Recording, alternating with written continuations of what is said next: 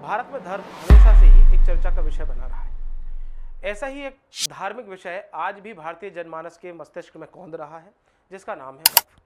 वक्फ की अगर मैं बात करूं तो यह एक अरबी भाषा का शब्द है जिसका अर्थ होता है समर्पित कर देना या दान दे देना।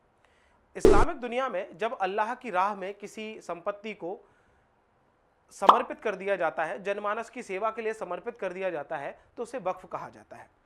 इसके इतिहास की यदि मैं बात करूं तो यह इस्लामिक दुनिया की शुरुआत से ही इसका इतिहास जुड़ा हुआ है। पहले वक्फ की यदि बात की जाए तो यह मदीना में एक कुआं था जिसे बीर ए रूमा कहा जाता था।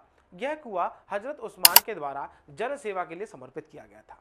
स्वयं पैगंबर हजरत मोहम्मद साहब ने भी वक्फ को एक पुण्य का कार्य बताया और अपनी तमाम जमीनों को वक्फ में समर्पित किया।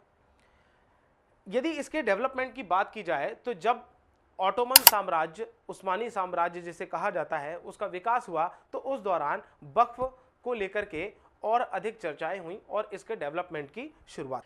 अब अगर हम बात करें कि जो वक्फ की संपत्तियां होती हैं उन पर क्या क्या कार्य किए जाते हैं, तो इन पर मदरसे बनाए जाते हैं, इन पर स्कूल बनाए जाते हैं, इन पर सराय बनाई जाती हैं, इन पर हॉस्पिटल्स बनाए जाते हैं और साथ ही साथ गरीबों को जो भोजन दिया जाता है उस तरीके के जो लंगर चलाने वाली संस्थाएं होती हैं वो इन क्षेत्रों में बनाई जाती हैं। भारत में यदि वक्फ के विकास की बात की जाए तो इसका विकास दिल्ली सल्तनत और मुगल सल्तनत के दौरान हुआ। इस दौरान तमाम प्रकार के विकास किए गए और इनमें वक्फ से संबंधित जो कानून है उसमें कई संशोधन किए गए।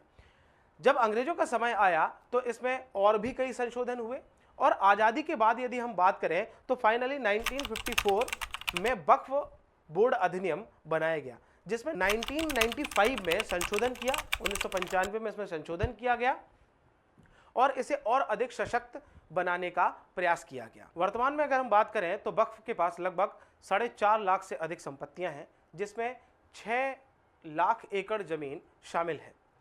यही इनकी वार्षिक आय की बात की जाए तो लगभग 163 करोड़ के आसपास की वार्षिक आय इन्हें प्राप्त होती है।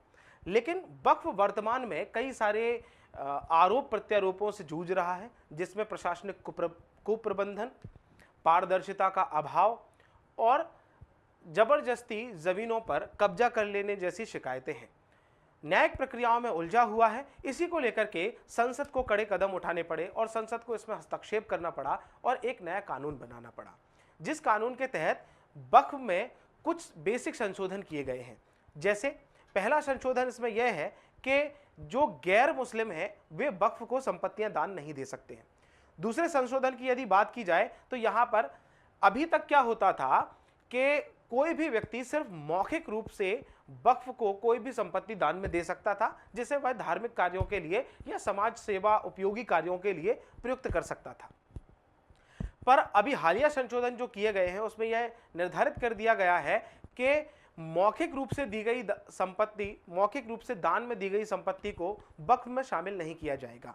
इसके लिए अब बाकायदा रजिस्ट्री करनी पड़ेगी ताकि न्यायिक विवाद आगे चल करके न्यायिक विवाद उत्पन्न ना हो। इसे मैं एक एग्जाम्पल के माध्यम से समझाना चाहूंगा। कई बार ऐसे विवाद भी उत्पन्न होते हैं, जैसे सपोज करें कि एक व्यक्ति ने वक्फ को दान में जमीन दे दी और मौखिक रूप से दान दी गई थी, इसकी कहीं कोई डॉक्यूमेंटेशन नहीं हुआ था। जब उसकी डेथ हो जाती है तो उसके ही परिवार वाले उसको एक न्यायिक विवाद के रूप में पेश कर देते हैं और वक्फ से अपनी उस संपत्ति को वापस मांगने लग जाते हैं। क्योंकि इसकी रजिस्ट्री नहीं हुई थी, इसलिए यह मामला पूरी तरह से न्यायिक दाव पेच में फंस जाता है। इन समस्याओं को दूर करने के लिए अभी वर्तमान में जो चेंजेस किए गए हैं, इसके अलावा एक महत्वपूर्ण चेंज यह भी किया गया है कि अब जो वक्फ बोर्ड बनेंगे उन बोर्डों में पारदर्शिता लाने के लिए 2 गैर मुस्लिम सदस्यों को भी शामिल किया जाए, ताकि जो वक्फ से संबंधित गैर मुस्लिमों की समस्याएं हैं वो भी सॉल्व हो सके। हालांकि मामला अभी सुप्रीम कोर्ट में है और पूरी तरह से सुप्रीम कोर्ट के न्यायिक निर्णय के अधीन है। धन्यवाद।